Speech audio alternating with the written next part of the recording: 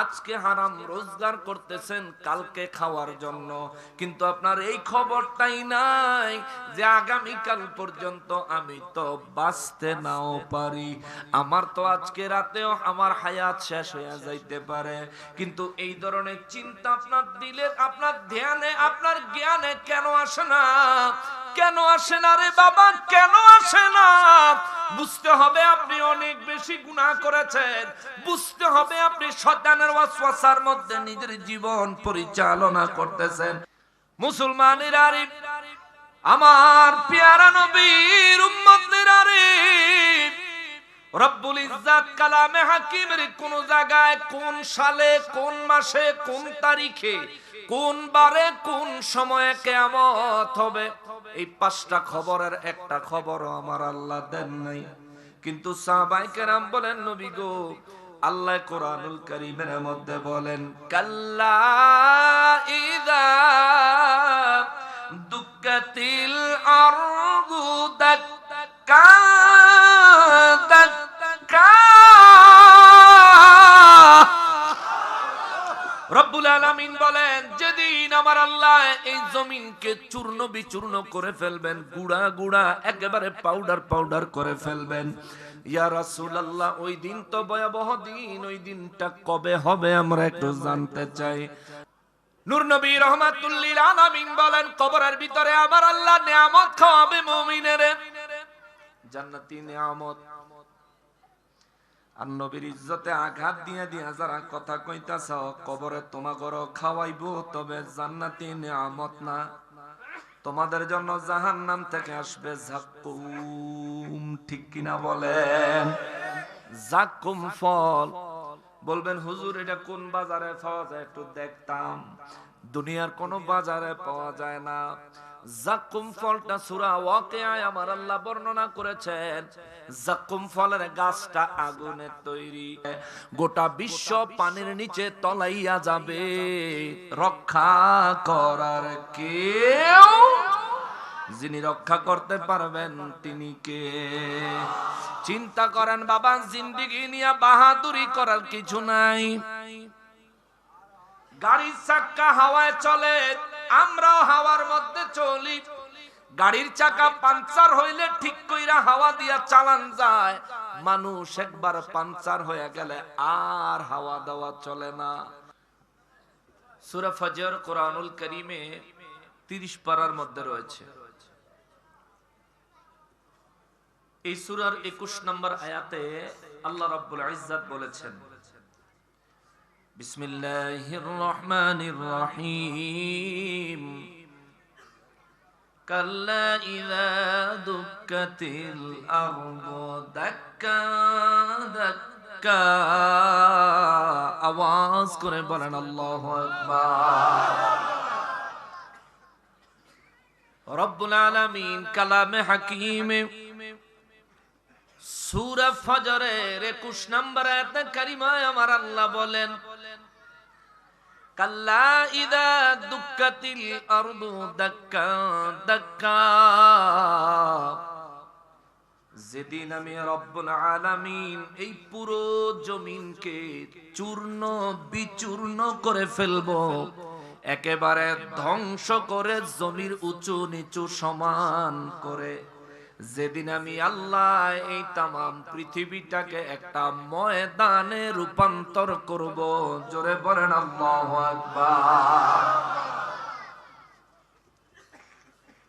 হে মুসলমানেরা রে, আমার পেয়ারা নবীর উম্মতেরা রে, রব্বুল আলামিন খবর দিলেন, নবী গো, বিশ্ববাসীদেরকে জানাইয়া দেন, ইযা দুক্কাতিল আরদু দাক্কান দাক্কা। যেদিন আমি রব্বুল আলামিন ওই জমিনটাকে চূর্ণ বিচূর্ণ করে ফেলবো। সাহাবায়ে কেরাম জানতে চাইলেন, নবী গো, ও দয়াল নবীজি, আল্লাহ জমিনটাকে চূর্ণ বিচূর্ণ করবেন, এই ঘটনাটা কোন দিন হবে গো নবী? এই ঘটনাটা কোন দিন ঘটবে? আমার নবী রাহমাতুল লিল আলামিন বললেন, এই ঘটনাটা যেই দিন ঘটবে ওই দিনটার নাম আমার আল্লাহ রেখেছেন কিয়ামত। জোরে বলেন আল্লাহু আকবার। কিয়ামত তার মানে আমার রব্বুল আলামিন সব ধ্বংস করে দিবেন ওই দিন। সাহাবায়ে কেরাম বলেন, নবী গো, ও দয়াল নবীজি, ওই দিন আমার আল্লাহ পুরো জমিনকে চূর্ণ বিচূর্ণ করে ফেলবেন। এর মাধ্যমে পুরো জমিন আমার আল্লাহ সমান্তরাল করে ফেলবেন, একটা মাঠ একটা ময়দানের মতো বানায় ফেলবেন। ইয়া রাসূলুল্লাহ সাল্লাল্লাহু আলাইহি ওয়াসাল্লাম, নবী গো, আমার আল্লাহ কিয়ামতের দিন এই ঘটনা ঘটাইবেন। ওই কিয়ামতটা কবে হবে আমাদের একটু জানতে মনে চায়। জোরে বলেন সুবহানাল্লাহ। কুরআনুল কারীমে আমার রব্বুল ইজ্জাত সূরা জিলজালের মধ্যে বলেন, বিসমিল্লাহির রাহমানির রাহিম,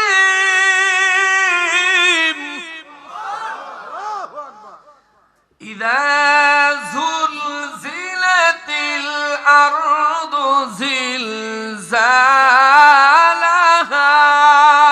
আল্লাহু আকবার।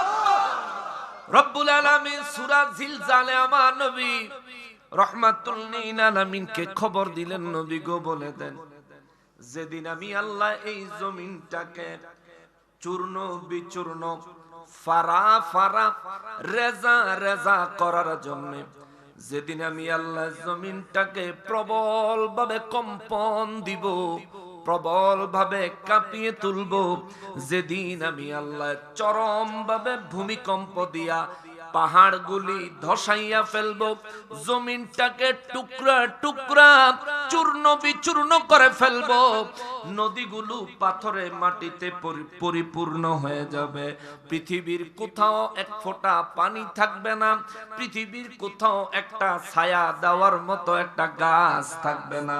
ইয়া রাসূলুল্লাহ, আমার বান্দাদেরকে বলেন তারা যেন ওই দিনের জন্য অন্তরে ভয় ধারণ করে, ওই দিনে হাসরের ময়দানে দাঁড়ানোর জন্য নিজেকে যেন তৈরি করে। জোরে বলেন সুবহানাল্লাহ। সাহাবায়ে কেরামের অন্তর মুবারকের মধ্যে প্রচন্ড ভয় তৈরি হয়ে গেল। সাহাবায়ে কেরাম বলেন, নবী গো ওয়া রাহমাতুল লিল আলামিন, কিয়ামতের দিন বড় ভয়াবহ হবে, রব্বুল ইজ্জাত সংবাদ দিয়েছেন। ও দয়াল নবীজি, ওই কিয়ামতের দিন, এত ভয়াবহ দিনটা কবে হবে আমরা একটু জানতে চাই।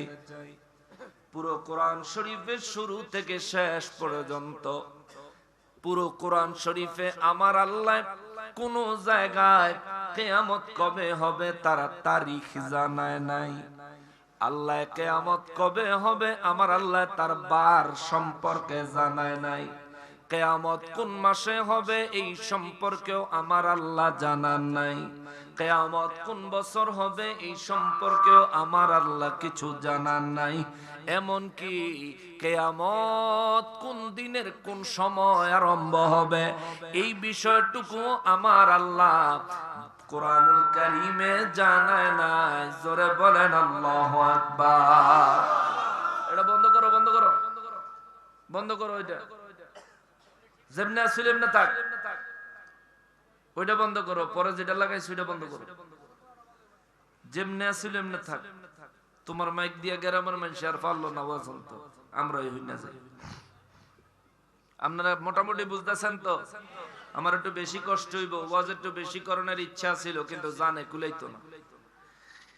মুসলমানের আরে আমার পেয়ারা নবীর উম্মতের আরে রব্বুল ইজ্জাত কালামে হাকিমের কোন জায়গায় কোন সালে কোন মাসে কোন তারিখে কোন বারে কোন সময়ে কিয়ামত হবে এই পাঁচটা খবরের একটা খবরও আমার আল্লাহ দেন নাই। কিন্তু সাহাবায়ে কেরাম বলেন, নবী গো, আল্লাহ কোরআনুল কারীমের মধ্যে বলেন, কাল্লা ইযা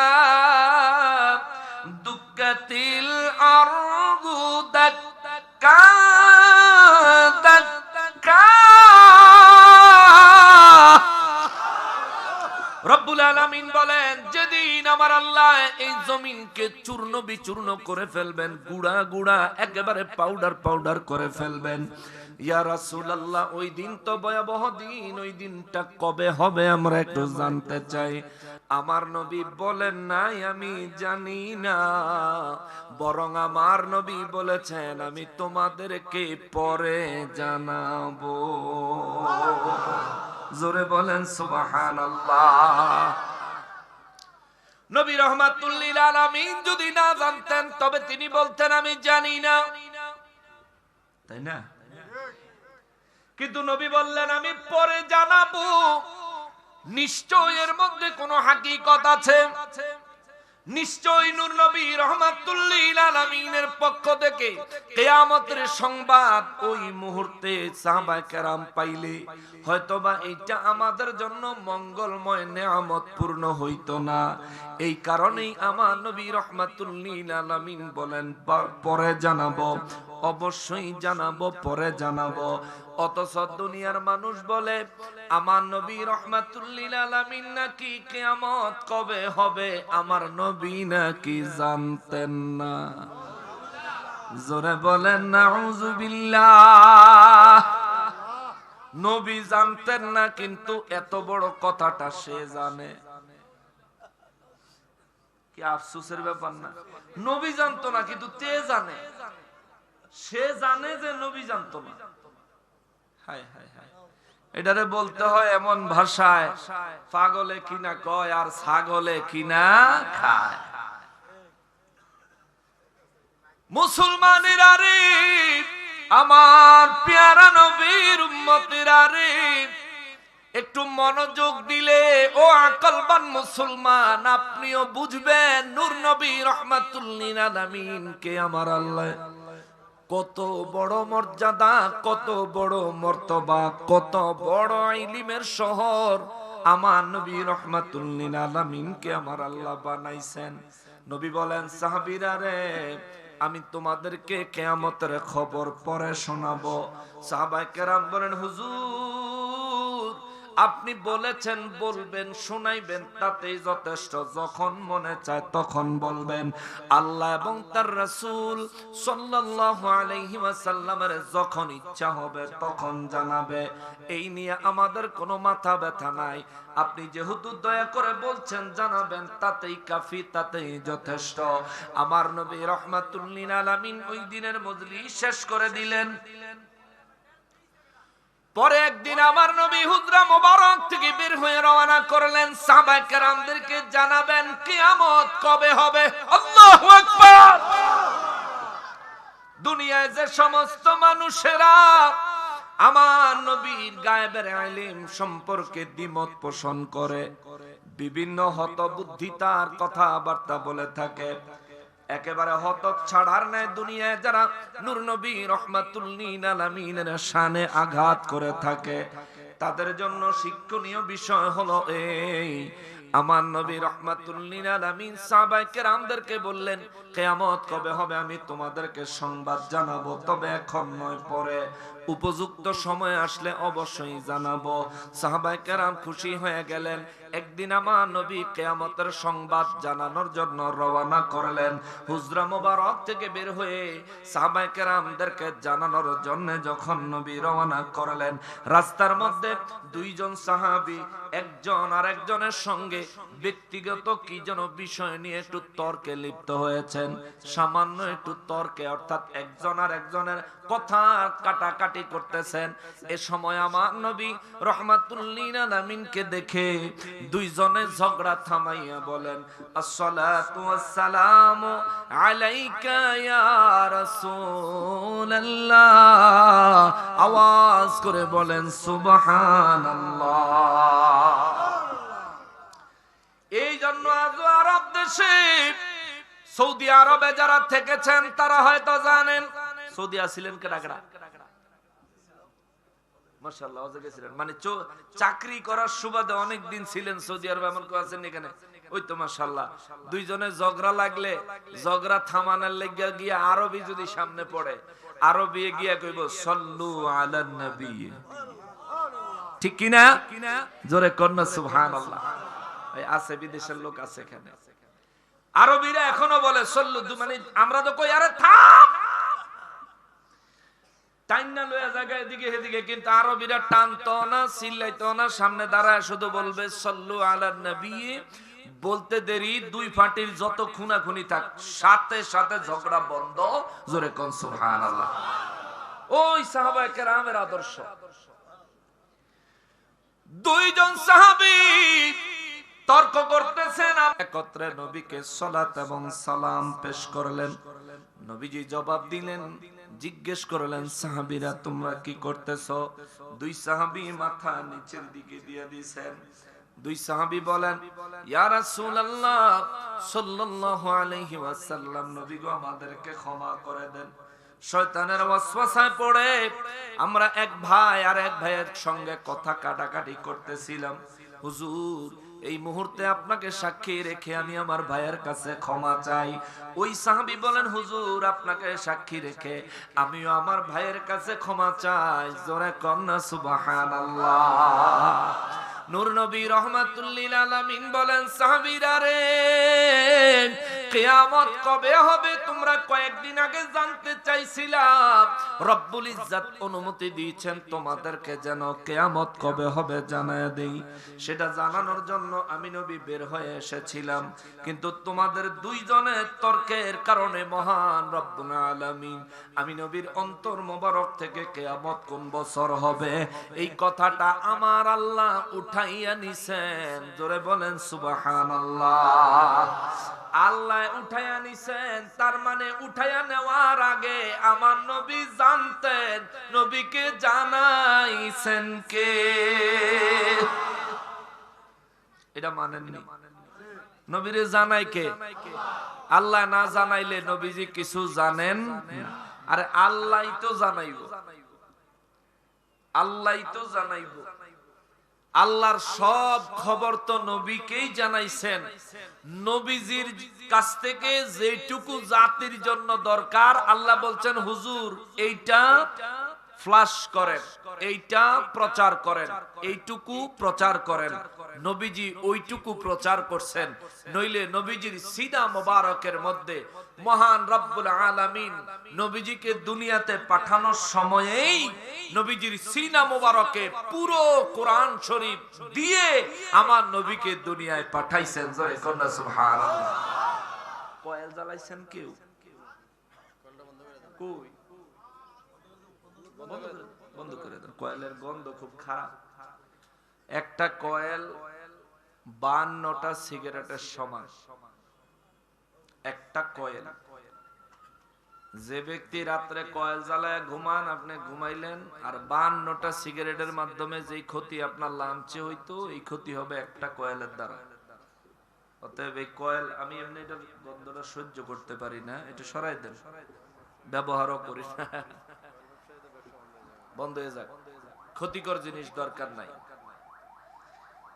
মুসলমানেরা রে, আমার পেয়ারা নবীর উম্মতেরা রে, আমার নূর নবী রাহমাতুল লিল আলামিনের অন্তর মোবারকে কিয়ামত কোন বছর হবে এই খবর ছিল।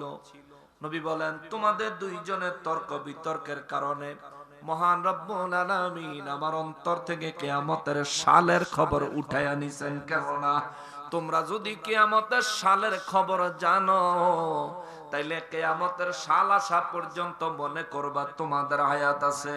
তার জন্য দুনিয়ার রং তামাশা বুক বিলাসে তোমরা বেশি করে মত্ত হইয়া যাইবা। চিন্তা করবা যেই বছর কিয়ামত হবে 2-3 মাস আগে সিল্লা দিতাম মসজিদে সান্দাইয়া যামু। ঠিক কিনা? ঠিক কিনা বলে? সারা জীবন উল্টা পাল্টা কাম কুকাম কইরা সিল্লাত যায় হে বেড়া। নূর নবী রাহমাতুল লিল আলামিন বলেন, রব্বুল ইজ্জাত আমি নবীর অন্তর মোবারক থেকে কিয়ামত কোন বছর হবে তুলে নিয়েছেন। এবার সাহাবায়ে কেরাম একটু বুদ্ধি করছেন। নবী রাহমাতুল লিল আলামিনের সামনে 2 হাত জোড় করে নবীজির কদম মোবারকের দিকে তাকাইয়া তাকাইয়া 2 চোখের পানি ছাড়ে আর বলে, নবী গো আমরা দুইজনের কারণে পুরো মুসলিম উম্মাহ কিয়ামত কবে হবে এই খবর থেকে মাহরুম হলে ইয়া রাসূলুল্লাহ আমরা নিজেদেরকে ক্ষমা করতে পারবো না, এত বড় দায় বহন করা আমাদের পক্ষে সম্ভব না হুজুর। ও দয়াল নবীজি, এত বড় দায় থেকে আমাদেরকে উদ্ধার করেন গো নবী। আমার নবী বলেন, তাইলে শোনো, কিয়ামত কোন সালে হবে এই খবর আল্লাহ আমার অন্তর মোবারক থেকে তুলে নিয়েছেন, কিন্তু কোন মাসে কিয়ামত হবে এই খবরটা তোমাদেরকে দেওয়া যায়। জোরে বলেন সুবহানাল্লাহ। সাহাবায়ে কেরাম বলেন, হুজুর কোন মাসে কিয়ামত হবে দয়া করে জানান। আমার নবী বলেন, মুহররম মাসে। সুবহানাল্লাহ। সাহাবীরা কয়, হুজুর আর একটু জিজ্ঞেস করতে পারমুনি? নবী বলেন, জিজ্ঞেস করো হুজুর, মুহররম মাসের কত তারিখে? নবী বলেন, 10 তারিখে। জোরে কোন সুবহানাল্লাহ। কিয়ামত মুহররমে হবে, পুরা কোরআনের কোন জায়গায় নাই। কিয়ামত মুহররমের 10 তারিখে হবে, পুরো কুরআনুল কারীমের কোন জায়গায় নাই। সাহাবায়ে কেরাম বলেন, হুজুর অনুমতি দিলে আরো একটা প্রশ্ন জানতে চাই। সাহাবায়ে কেরামদেরকে আমার নবী অনুমতি দিলেন, বলো কি জানতে চাও? সাহাবায়ে কেরাম বলেন, হুজুর মুহররমের 10 তারিখ কি বারে? সুবহানাল্লাহ। নবী বলেন, জুমাবার, শুক্রবারে।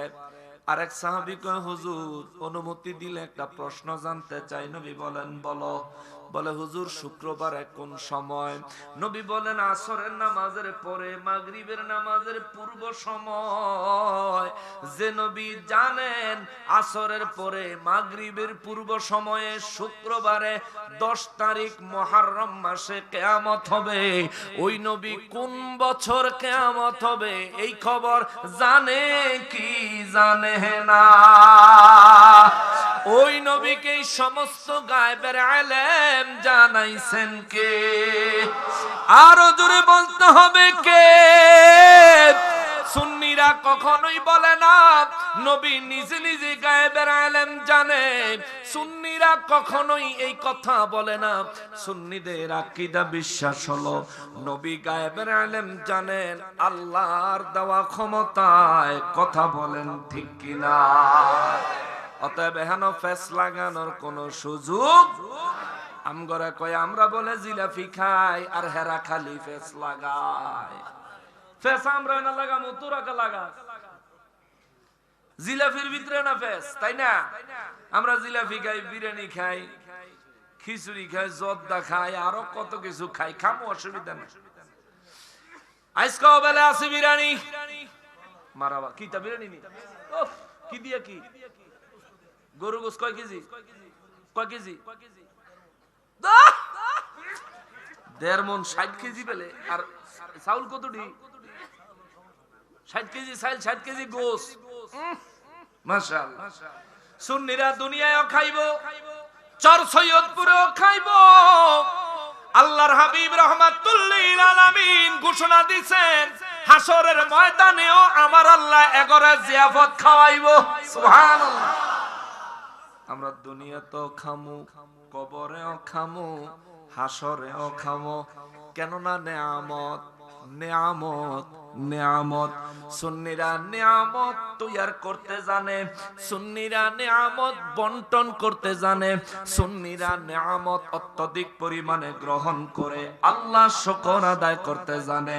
যার কারণে আল্লাহ এদের উপর এমন খুশি রে, আমার নবী রাহমাতুল লিল আলামিনের দিয়া 1450 বছর আগে আল্লাহ খবর দিছে, নবী গো ঈমানদার মুমিনদেরকে খবর দেন ইন্তেকালের পরে কবরে তাদের জন্য জান্নাতি রিজিকের ব্যবস্থা থাকবে। জোরে বলেন আল্লাহু আকবার। ওই কবরের মধ্যে জান্নাতি নিয়ামত আমরা চাই কি চাই না? জোরে বলতে হবে, চাই কি চাই না? নারায়ে তাকবীর, নারায়ে রিসালাত, নারায়ে রিসালাত। আল্লাহ আমাদের এই মাহফিল কবুল করে নেন। আল্লাহ আমাদের প্রত্যেকের জন্য ঈমানি মউত নসিব করে দেন। আমাদের প্রত্যেকের কবরে জান্নাতি নিয়ামত দিয়ে পরিপূর্ণ করে দিয়েন।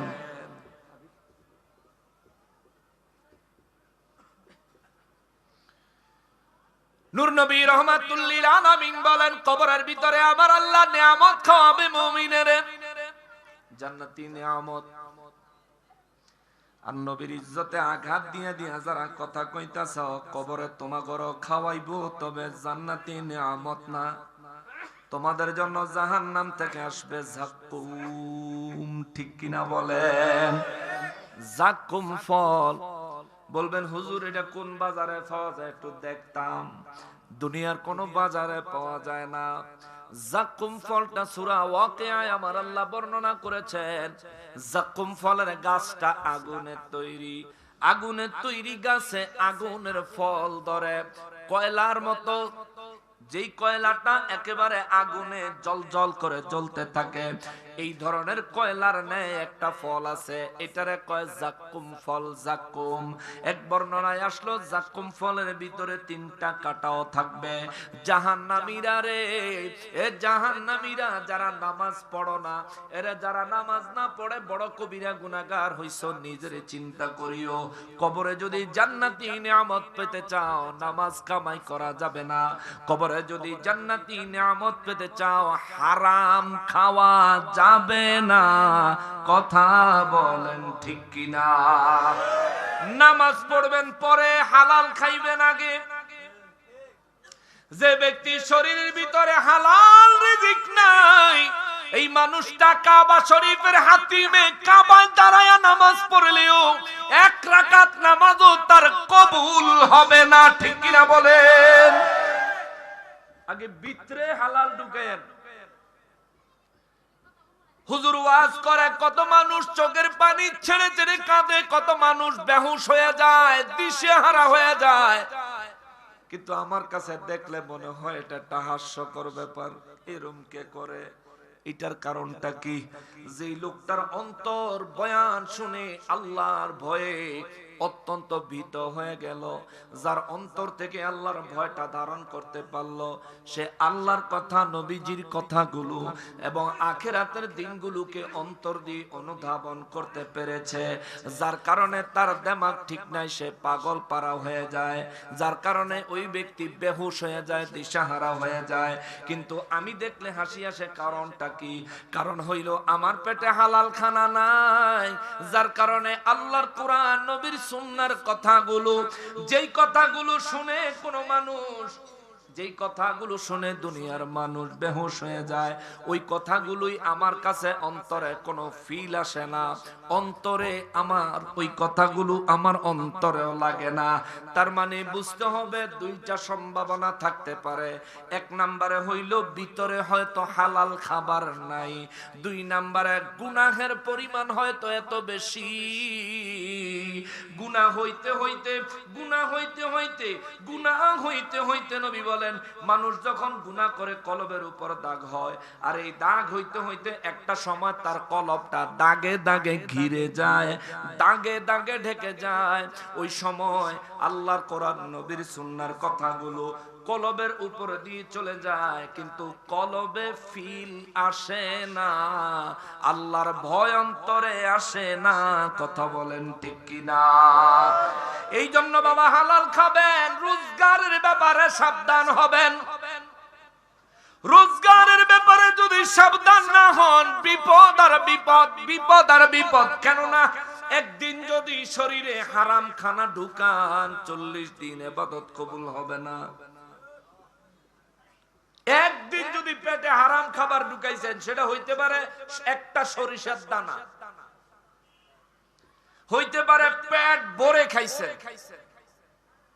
সরিষার দানা পরিমাণ খাইলে যেই পরিণতি, পেট ভরে হাজার হাজার কোটি কোটি টাকা খাইলে একই পরিণতি। বুঝছেন? অতএব হালাল আর হারামের ব্যাপারে সাবধান হন। হালাল হলো পবিত্র, হারাম হলো অপবিত্র। হালাল হলো পবিত্র, হারাম হলো অপবিত্র। এটা আমার কথা না, এটা আমার রব্বুল আলামিনের কথা। রব্বুল ইজ্জত বলেন, আমি মানুষের জন্য পবিত্র বস্তুগুলো হালাল করেছি, মানুষের জন্য অপবিত্র বস্তুগুলো হারাম করেছি। অতএব ইয়াবা ট্যাবলেট হারাম, কারণ এটা অপবিত্র। ফেন্সিডিল হারাম, কারণ এটা অপবিত্র। এ বাবা, হিরোইন হারাম, কারণ এটা অপবিত্র। মদ হারাম, কারণ এটা অপবিত্র। এই যে আল্লাহ হারাম করলেন, সুদ হারাম, কারণ এটা অপবিত্র। ঘুষ হারাম, কারণ এটা অপবিত্র। এগুলো অপবিত্র হওয়ার কারণে আমাদের দেহের জন্য ক্ষতি, দুনিয়ার জন্য ক্ষতি, আখিরাতের জন্য ক্ষতি। এই জন্য রব্বুল ইজ্জাত বলেছেন, হালালকে গ্রহণ করো, হারামকে বর্জন করো। যে ব্যক্তির দেহে হালাল খাবার আছে রে, ওই ব্যক্তির প্রত্যেকটা সেজদা আল্লাহর মেরাজ হবে। জোরে বলেন আল্লাহু আকবার। এই জন্য বাবাজিরা রে, দুনিয়ায় হয়তো আপনার বয়স 15, নয়তো 20, নয়তো 25, নয়তো 30, নয়তো 50, নয়তো 60, নয়তো 80, কোন না কোন একটা বয়সে আপনি এসে পৌঁছেছেন। মনে রাখবেন, আরো যে এই পরিমাণে বাঁচবেন কোনো গ্যারান্টি নাই। আছে? কোনো গ্যারান্টি নাই। আর আজকের রাত্রটা যে বাঁচবেন এমন কোনো গ্যারান্টিও নাই। অতএব বাবারে, হারাম রোজগার কার জন্য করবেন? আজকে হারাম রোজগার করতেছেন কালকে খাওয়ার জন্য, কিন্তু আপনার এই খবরটাই নাই যে আগামীকাল পর্যন্ত আমি তো বাঁচতে নাও পারি, আমার তো আজকে রাতেও আমার হায়াত শেষ হয়ে যাইতে পারে। কিন্তু এই ধরনের চিন্তা আপনার দিলে, আপনার ধ্যানে, আপনার জ্ঞানে কেন আসে না?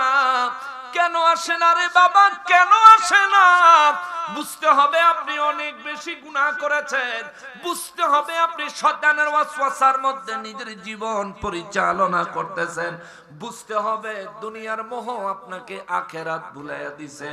অতএব বাবারে, এখনো সময় আছে, যেহেতু মরেন নাই, এখনো সময় আছে, যেহেতু মরেন নাই, অতীত জীবনের গুনার জন্য তওবা করেন, রব্বুল ইজ্জাতের দরবারে পানা চান।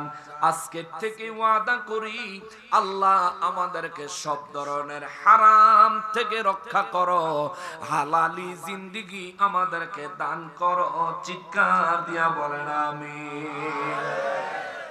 যে কথাটা বলতেছিলাম বাবা, রব্বুল ইজ্জত বলেন, কাল্লা ইযা দুক্কাতিল আরদু দাক্কা দাক্কা। রব্বুল আলামিন বলেন, নবী গো, নবী বিশ্ববাসীকে বলে দেন, যখন আমি এই জমিনটাকে চূর্ণ বিচূর্ণ করে ফেলবো, পুরো জমিনটাকে চূর্ণ বিচূর্ণ করে ফেলবো, আমার রব্বুল আলামিন বলেন, হুজুর বিশ্ববাসীকে বলে দেন, ওই দিনটা অত্যন্ত ভয়াবহ হবে গো নবী। দুনিয়ার মানুষগুলাকে বলে দেন, দুনিয়ার মানুষগুলা যেন ওই দিনটার ভয়াবহতার কথা চিন্তা করে। আজ এই চর সৈয়দপুরে যত মানুষ বসবাস করে, সব মানুষ মাহফিলে কিন্তু আসে নাই, ঠিক না বাবা? সবাই কি আইছে? সব মানুষ আসে নাই। আবার যারা আসছে তাদের মধ্য থেকেও কেউ কেউ উঠে চলে যাচ্ছেন। ইচ্ছা করলে আপনিও উঠে চলে যাইতে পারবেন, কিন্তু যেই দিনের কথাটা কোরআন শরীফ থেকে তুলে ধরলাম, আল্লাহর কসম, ওই দিন ওই ময়দানে আপনাকেও হাজির থাকতে হবে। আজকে ইচ্ছা করলে বের হয়ে চলে যাচ্ছেন, সেই দিন কিন্তু কোনো দিকে বের হয়ে যাওয়ার কোনো প্রকার সুযোগ থাকবে। আজকে করে লন যা করা। রব্বুল আলামিন বলেন, নবী গো, দুনিয়ার মানুষদেরকে বলেন, যেদিন আমি রব্বুল ইজ্জাত এই জমিনটাকে চূর্ণ বিচূর্ণ করে ফেলবো, ওই দিন এই জমিনটা ধুলাবালি থাকবে না, ধুলাবালি হবে না। আমার রব্বুল আলামিন কিয়ামত সম্পর্কে বলতে যায় বলেন, যেদিন ইসরাফিল ফেরেশতা বাঁশিতে ফু দিবে, বিরাট বিরাট পাহাড়গুলি একেবারে ভেঙে চুরমার হয়ে ওই পাহাড়গুলি ধূলিকণা হয়ে বাতাসে উঠতে থাকবে। আল্লাহু আকবার! কত বিশাল পাহাড়! রব্বুল ইজ্জত বলেন এটা ভেঙে গুড়া হয়ে ধূলিকণায় রূপান্তর হয়ে এই ধূলিকণাগুলো বাতাসে ঘুরতে থাকবে, একটা ধূলিকণাও জমিনে পড়বে না। আল্লাহু আকবার! সেই দিনের অবস্থা কেমন হবে চিন্তা করেন। সামান্য একটু ভূমিকম্প হইলে 10 তলার মানুষ দৌড়ে বিল্ডিং থেকে নাইমা রাস্তায় এসে দাঁড়ায় থাকে, হায় হায় কখন জানি ভাঙ্গা মাথার উপরে পড়ে। ও বাবা, সামান্য মাত্রার ভূমিকম্পে যদি আপনার এত ভয় হয়, এমন এক ভূমিকম্পের কথা আমি আপনাদেরকে শোনাচ্ছি। এই ভূমিকম্প যিনি করায় এটা তার বক্তব্য, এই ভূমিকম্প যার নির্দেশে হয় এটা তার বক্তব্য, এই ভূমিকম্প যার নির্দেশে থামে এটা তার বক্তব্য। এই তো নদীর পারে, শীতলক্ষা নদীর পারের মধ্যে আছি আমরা। নদীর মধ্যে ঢেউ আছে না নাই? জোরে বলেন আছে না নাই? এই নদীর ঢেউ সারা নদী বায়া নদীর কিনারে আইসা নদীর ঢেউ থেমে যায়। বলেন কার নির্দেশে? আরো জোরে বলেন কার নির্দেশে? এই একটা ঢেউ যদি শীতলক্ষা নদীর কিনারে আইসা যদি না থামে, রব্বুল ইজ্জত যদি নির্দেশ দেয় শীতলক্ষা নদীর ঢেউ রে থামবি না, তুই শুধু চলতেই থাকবি। চর সৈয়দপুর পানির নিচে, নারায়ণগঞ্জ পানির নিচে, গোটা বাংলাদেশ পানির নিচে, এমনকি গোটা পৃথিবীও এই একটা ঢেউ যদি আল্লাহর নির্দেশে না থামে, চলতেই থাকে চলতেই থাকে চলতেই থাকে, গোটা বিশ্ব পানির নিচে তলাইয়া যাবে। রক্ষা করার কেউ, যিনি রক্ষা করতে পারবেন তিনি কে? চিন্তা করেন বাবা, জিন্দেগি নিয়ে বাহাদুরি করার কিছু নাই।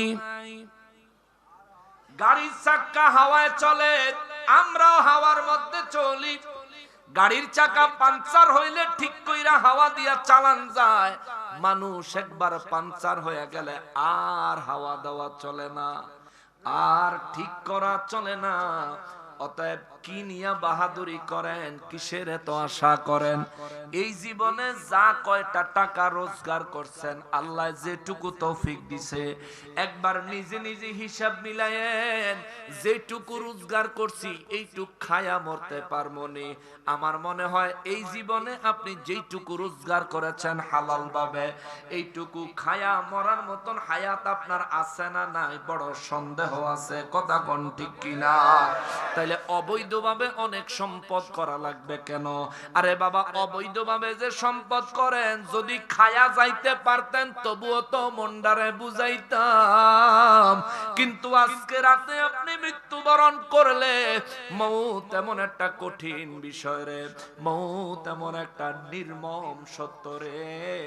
আপনার পছন্দের জামা কাপড় গায়ে দিয়া রাতের বেলা ঘুমাইছেন, এই পছন্দের জামা কাপড় গায়ে দিয়া যদি রাতে আপনার ইন্তেকাল হয়ে যায়, বিশ্বাস করেন রে বাবা, কাল সকালে আপনাকে যখন দাফন করবে, আপনার পছন্দের জামা থাকতো না, 3 টুকরা কাফনের কাপড় লাগাইবো যার মধ্যে কোনো সিলাই থাকতো না।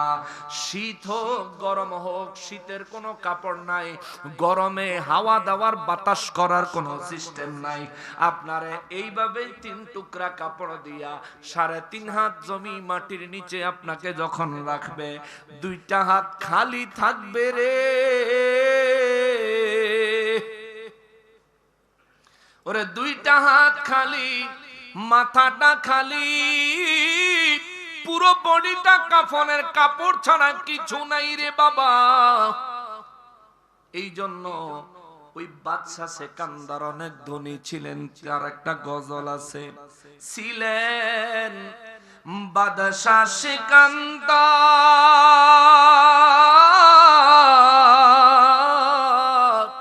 তাহার মতো ধনী নাই রে দুনিয়ার ভিতর। খালি হাতে চলে গেলেন ওরে খালি হাতে চলে গেলেন, কিছুই নিলেন না। আজরাইল আসিলে কাহারো কফিয়ত চলবে না। মরণেরই কথা মানুষ, ওরে মরণেরই কথা মানুষ স্মরণ করোনা। আজরাইল আসিলে কাহারো কফিয়ত চলবে না। আজরাইল আসিলে কাহারো কফিয়ত চলবে না। ঠিক কিনা বলেন? বাদশা সিকান্দার বাদশা হয়েও মৃত্যু বরণ করার আগে একটা ওসিয়ত করেছিলেন। বলেছিলেন আমার ইন্তেকালের পরে গোসল দিয়া কাফন পরাইয়া আতর লোবান লাগায়া আমার লাশটা পুরো শহর ঘুরাইবা, তবে কাফনের বাইরে আমার দুইটা হাত বাহির করে রাখবা। দুনিয়ার মানুষ যেন দেখে আমি বাদশা ছিলাম কিন্তু কিছু নিয়ে যাইতে পারি নাই। বাদশা ছিলাম কিছু নিয়ে যাইতে পারি নাই। অতএব দুনিয়ার মানুষগুলো যেন দুনিয়ার মোহে বরবাদ হয়ে না যায়। দুনিয়ার মানুষগুলো দুনিয়ার মোহে পাগল পারা হয়ে আখিরাতকে যেন ভুলে না যায়। বাদশা হইয়াও পরকালের কথা এমন ভাবে চিন্তা করেছেন, বাদশা হইয়াও দুনিয়ার মানুষদেরকে ওই পরপারে যাওয়ার কথা স্মরণ করায় দিয়া গেছেন।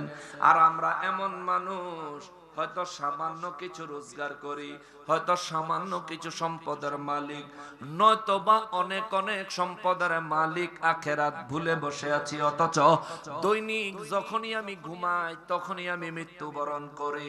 আল্লাহ কয় জান্নাতে ঘুম নাই, দুনিয়ার মধ্যে আমি আল্লাহ ঘুম দিছি। কারণ হলো ঘুম হলো মানুষের মৌত। জোরে কন্যা আল্লাহু আকবার। ঘুম মানুষের মৌত। বিশ্বাস হয়? মানতে একটু অসুবিধা হইব আর কি। হুজুর কি কর, ঘুমের তো আবার উঠতে যাইগা, তাইলে মৌত কেমন হইলো? ঘুমের দোয়া পড়া ঘুমাননি, ঘুমান না, ঘুমের দোয়া পড়ে আল্লাহুম্মা বিসমিকা আমুতু ওয়া আহইয়া। অর্থ জানেননি? ঘুমের দোয়া পড়ে না তো না, কইতে পারবো। এই যে ফেসবুক, মুরব্বীর কথা বাদ, মুরব্বীরা তো অত কিছু বুঝে না। ফলোবেন্ডি এই দেখতে দেখতে দেখতে দেখতে ফজর আজান দিলে এমনি ঘুমায় যায়। মায় গিয়া মোবাইল বন্ধ করে, বাপে গিয়া মোবাইল বন্ধ করে, সারা রাত মোবাইলে সিনেমা দেখে ফজর আজান দিলে অনেক ঘুমাইতে। ঠিক না? অথচ আমরা মুসলমান, আজান দিলে কি ঘুমানো উচিত ছিল না মসজিদে যাওয়া উচিত ছিল? কিন্তু আমরা এই সময় ঘুমাই। অথচ মুয়াজ্জিনে ডাকে আসসালাতু খায়রুম মিনান নাওম। মুয়াজ্জিনে ডাকলো, ঘুমের তেনে নামাজ ভালো। আর আমি কই না, ওই ফজর আজান দিলে অনেক ঘুমাইতে হইব, আমরা ঘুমাই। এ মুসলমানেরা রে, আমার প্যারা নবীর উম্মতিরা রে, আখিরাতের কথা একটু চিন্তা করেন। কিয়ামত হয়ে যাবে, নিশ্চিত হয়ে যাবে। আপনি দুনিয়ায় যত সম্পদ কামাই করেছেন, প্রতিদিন আমার আল্লাহ আপনাকে একটা মৃত্যুর মেসেজ দেয়। মেসেজটা কি? আপনি ঘুমানোর সময় বলেন আল্লাহুম্মা, হে আল্লাহ, বিসমিকা, তোমার নামে, আমুতু, আমি মৃত্যুবরণ করিতেছি। সুবহানাল্লাহ। ঘুমের আরবি হলো নাওমুন। ঘুমের আরবি কি? নাওমুন। কিন্তু আপনি তো আনুমু কর না।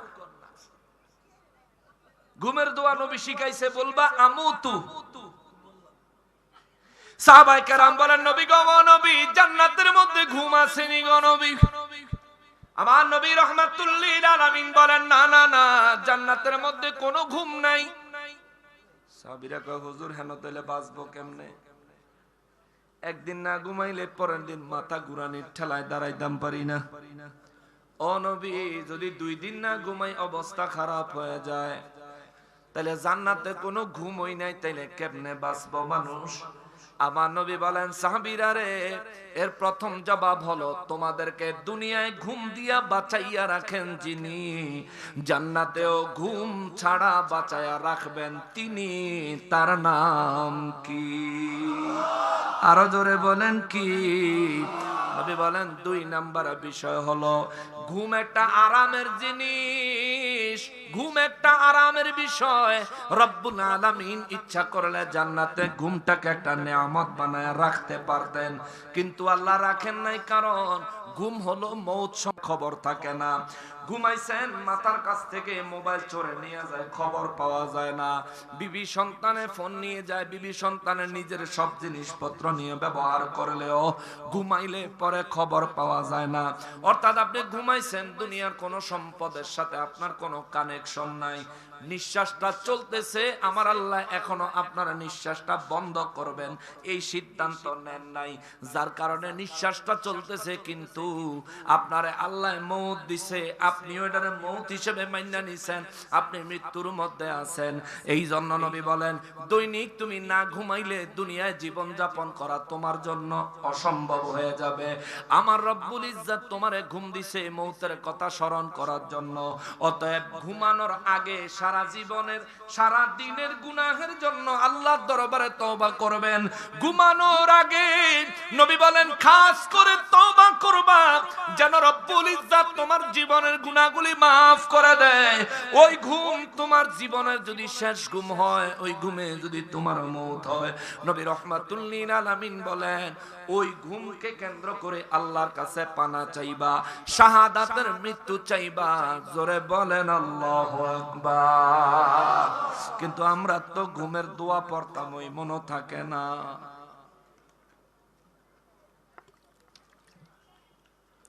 খাবার খাই আমাদেরকে রিজিক দেয় কে? জোরে বলতে হবে কে? খাবার খায় আমাদেরকে রিজিক দেয় আমার আল্লাহ, কিন্তু ওই রব্বুল আলামিনের রিজিক খাওয়ার সময় রবের কথা স্মরণ করতে মনে থাকে না। ঠিক কিনা বলেন? বিসমিল্লাহ পড়তাম, মনে থাকে না।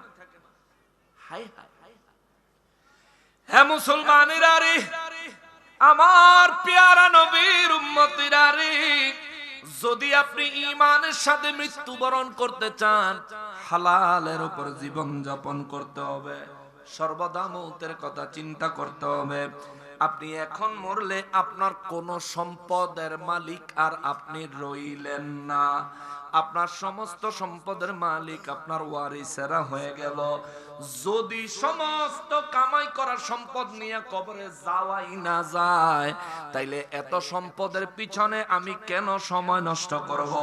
যা নিয়ে কবরে যাওয়া যাবে, যা আমার সঙ্গে কবরে যাবে, যা হাসরের ময়দানে আমার উপকারের বস্তু হবে, বিষয় হবে, তা নিয়ে আমাকে হাসরের ময়দানে দাঁড়ানোর মতো প্রস্তুতি নিতে হবে। আমার নাজাতের জন্য সাহায্যকারী হবে, তা নিয়ে আমাকে কবরে যেতে হবে। এইভাবে জীবন তৈয়ার করেন। এই জায়গায় একটু স্বার্থপর হন, এই জায়গায় একটু স্বার্থপর হন, নইলে বাবা কবরে আপনি যখন বিপদে পড়বেন, একা একা একা, কথা বলেন ঠিক কিনা? একা একা বিপদে পড়ে থাকবেন। যদি আমার আল্লাহ কবর খুলেও দেয়, আপনি কবরে বিপদে পড়েছেন, এটা যদি আপনার বিবি সন্তান দেখার ভাগ্য হয়, সেই বিপদ থেকে রক্ষা করার মতো আপনার বিবি সন্তানের ক্ষমতা থাকবে না। দোয়া করতে পারবে, মালিক মাফ করে দাও। ওই সন্তান এবং দুনিয়াতে যত সম্পদ রেখে গেছেন, এইখান থেকে কোন সম্পদ আপনার কবরে ঢুকাইয়া দিলে আপনার কবরের আযাব কমবে না।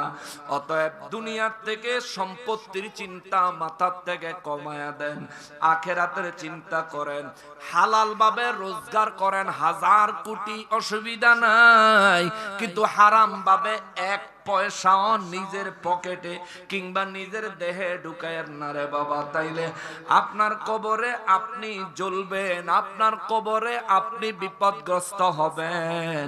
বিশ্বাস করেন চর সৈয়দপুরের মানুষ সেদিন কেউ আপনার সাহায্যকারী হবে না। আল্লাহ ওই কঠিন মুহূর্ত থেকে, মুসিবত থেকে আমাদের প্রত্যেককে হেফাজত করেন। জোরে বলেন আমিন। আমার দয়াল নবী রাহমাতুল্লিল আলামিনের নুরানি জবান মোবারকে আমার আল্লাহ জানায়। আপনাদের কষ্ট হইতেছে? কথা বুঝতেছেন তো? একটু বুঝেন আর অন্তর দিয়ে ফিল করেন। রব্বুল আলামিন নূর নবী রাহমাতুল্লিল আলামিনের নুরানি জবান মোবারকে জানায়, নবী গো, ইদা দুক্কাতিল আরদু দাক্কা দাক্কা, এই জমিনটাকে আমি চূর্ণ বিচূর্ণ করে ফেলবো, পুরো জমিনের উঁচু নিচু আমি আল্লাহ সমান করে ফেলবো, একটা ফুটবল খেলার মাঠের মতো আমি আল্লাহ বানায় ফেলবো, পুরো পৃথিবীটা ময়দান হবে। পৃথিবীর জমিনটাকে আমি আল্লাহ সর্বপ্রথম গুড়া গুড়া করে তারপরে এই জমিনটাকে আমি আল্লাহ তামায় রূপান্তর করে দিব। এই জমিনের ভিতর থেকে তামায় রূপান্তর করার আগে এই জমিনের ভিতর থেকে আমি আল্লাহ সব বের করে আনবো। জমিনকে নির্দেশ দিব, জমিন তোমার গর্ভে যা আছে বের করে দাও। নবী বলেন কিয়ামতের দিন এই জমিন তার গর্ভ থেকে মানুষের লাশ বের করে দিবে। জমিন তার গর্ভ থেকে স্বর্ণ, রূপা, হীরা, জহরত, মণি, মুক্তা, খনিজ সম্পদের খনিগুলোর মাটি তার নিজের গর্ভ থেকে ঠেলে বের করে দিবে। এগুলো উপরে উঠে আসবে আর কবর থেকে মানুষগুলি উপরে উঠে আসবে। নবী বলেন সর্বপ্রথম একটা চোর ডান দিক বাম দিক তাকায় দেখবো স্বর্ণ, রূপা, হীরা, জহরত, মণি, মুক্তা জমিনের উপর ছড়িয়ে ছিটিয়ে আছে। সে দেখা কইব হায় হায়, এগুলোর জন্য দুনিয়াতে আমি চোর হয়েছিলাম, আমার হাত কাটা গিয়েছিল। এই সমস্ত সম্পদ যেগুলোর কোনো দামই নাই, এমন কিছু সম্পদ যেগুলোর কোনো মূল্যই নাই। নবী বলেন এই বলে সে হায় হায় হায় হায় করতে করতে হাসরের ময়দানের দিকে রওনা দিবে। জোরে বলেন নাউজুবিল্লাহ। নবী বলেন দ্বিতীয় রকম আরেকটা মানুষ, যে মানুষটা দুনিয়ার মধ্যে অনেক ধনী, অনেক সম্পদশালী ছিল, অনেক টাকা ছিল, কিন্তু আত্মীয় স্বজন তার কাছে সাহায্য চাইবো এই ভয়ে আত্মীয়র লগে সম্পর্ক রাখে নাই। আছে না? নারায়ণগঞ্জ এমন মানুষ মনে হয় নাই, চর সৈয়দপুরে এই সমস্ত মানুষ নাই। অন্য জায়গার কথা কইতেছি, হাদিসের কথা বলতেছি। দুনিয়ায় এমন কিছু মানুষ আছে আমার কাছে যদি কেউ চায়, এই জন্য আমি আত্মীয়তার সাথে সম্পর্ক রাখি না। নবী বলেন আত্মীয়তার সম্পর্ক ছিন্ন করনে ওয়ালারা আমি নবীর দলভুক্ত না। যারা অন্যায় ভাবে আত্মীয়তার সম্পর্ক ছিন্ন করে, নবী বলেন এরা আমার দলভুক্ত না, দলভুক্ত না, দলভুক্ত না। নবী বলেন দুনিয়ায় সম্পদের কারণে আত্মীয়দের সাথে অন্যায়ভাবে সম্পর্ক ছিন্ন করে নেওয়ালা মানুষটা যখন নিজের কবর থেকে বের হয়ে আসবে, নবী বলেন কবর থেকে বের হইয়া সে চতুর্দিকে তাকায় দেখবো হায় হায় হীরা জহরত মণি মুক্তা ধন সম্পদ চতুর্দিকে গড়াগড়ি করতেছে, ছড়িয়ে ছিটিয়ে আছে।